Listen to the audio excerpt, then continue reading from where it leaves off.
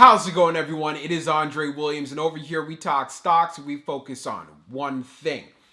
Always protect your profits. And today we're going to be talking about Lucid Group. Yes, we're going to get some more details in regards to the infrastructure bill going into the coming week. So I want to make sure you guys are prepared and also take into consideration all of the volatility. I won't take any more of your time. Let's jump into the agenda. If you're new to this channel, I just want to let you know we have timestamps down below inside the description. But if you are a shareholder or you're thinking about taking a position, I highly suggest you watch this full entire video. So the first thing that we're going to be going over is the technical analysis. We want to take a look at the overall price action.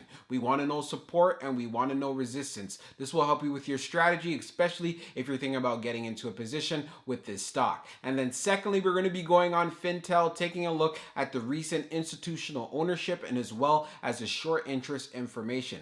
Are we seeing any filings from institutions going into a position? This is key. And then secondly, we're going to be seeing, hey, does it continue to have short squeeze potential? And then afterwards, we're going to be taking a look at the order flow distribution, where institutions loading up on shares on Friday. We could see this through the large scale orders, and it does show us somewhat of a bullish sign in regards to purchases. And then when that is done, we'll be going over the final thoughts and as well as some more details. So let's get into it. So we're going to be doing a technical analysis for Lucid Group. So let's see how it performed on Friday. So it ended up closing at $23.72, being up 1.58%.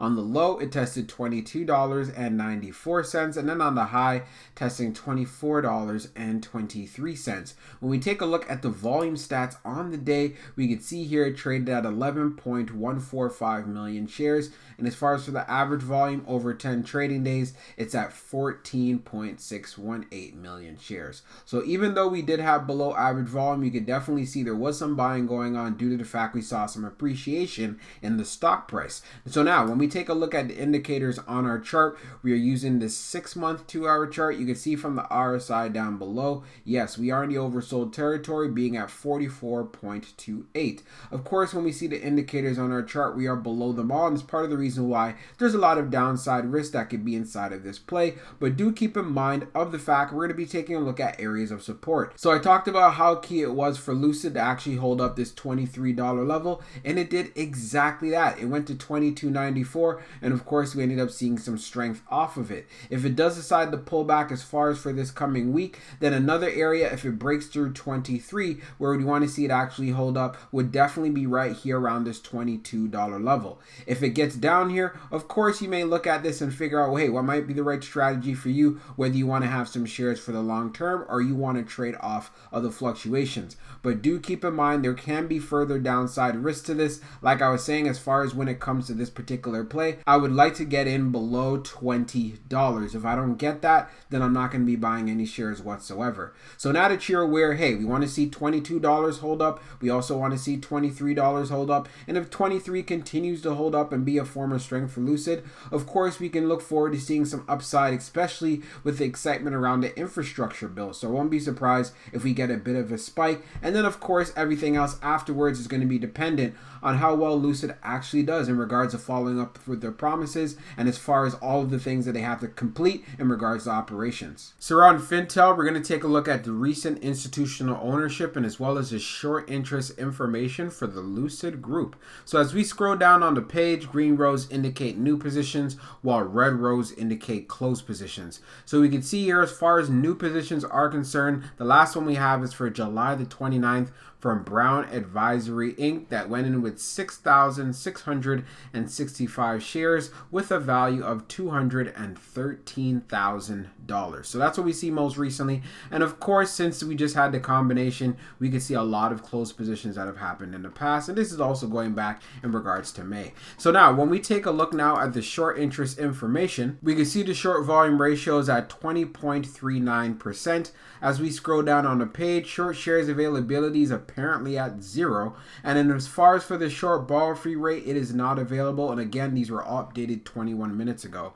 Taking a look at the history of the short volume ratio using the numbers from FINRA here, we could see on the 29th it was at 35.07, and now for the 30th, which was the close on the Friday, it was at 38.35. So it did creep up quite a bit, which is of no surprise, but it does tell us Lucid does have some short squeeze potential. But do keep in mind of the fact we do have the infrastructure bill that's going to be coming up, so that's going to bring a lot of excitement inside of the EV sector. And if we have a lot of volume that ends up coming through Lucid, then we could possibly force a short squeeze here. But for the most part, it's great knowing that we have this data that we've uncovered. Now let's take a look at the order flow distribution for Lucid Group. So we can see here on the inflow is at 51.05, and in the outflow is at 49.74, and this is in the millions. When we see on the inflow side, we have 0 on the large. On the medium, we have 32.48, and as far as for the small, we have 18.57. On the outflow side, on the medium, we have 29.33, and on the small, we have 20.41. When we take a look at the large scale orders in the last 5 days, we could see no large scale orders on the 30th, which was the Friday. There was none on the 29th, and there was none on the 26th, but we have big outflow days on the 27th and as well as on the 28th. So taking everything into consideration here, institutions are not going in with large scale orders whatsoever when it comes to Lucid. But do keep in mind of the fact there is a lot of volatility, and they did have a recent business combination. So of course, when it comes to an institution or a firm, they want to make sure that they're managing their risk, and they want to see the price kind of stabilize itself before even going in with large scale orders. So now that we got that out of the way, let's jump into the final thoughts and as well as some more details. So for my final thoughts for the Lucid Group, you guys already know what my target is. I want to buy this stock at $20 or below. That's the strategy I have set for myself. Of course, when we were doing the technicals, and I was also talking about this in the previous video, we want to see how well it could hold up that $23 level, and it did a fairly good job doing that on the Friday as well. So taking this into consideration, and as well as for the infrastructure bill, we could end up seeing some excitement inside of the stock and also see a strong move to the upside. And this is one thing to understand, and this will be great for anyone who's trying to trade off of the short-term fluctuations. Also, when we went on Fintel, yes, we did see an institution that bought some shares as well, which was good to see. And of course, it does have short squeeze potential when we were taking a look at the short volume ratio. All great things for anyone that has a short-term game plan as far as getting in and out when it comes to this particular play. But do know there's still a lot more volatility ahead. So that's just one thing to keep in mind. So for anyone who's looking to go long, of course, I would exercise some patience. Of course, that would be your focus. And it's part of the reasons why I have the areas where I would be liking to pay when it comes to Lucid Group. So I hope you guys enjoyed this video, and we'll be talking real soon.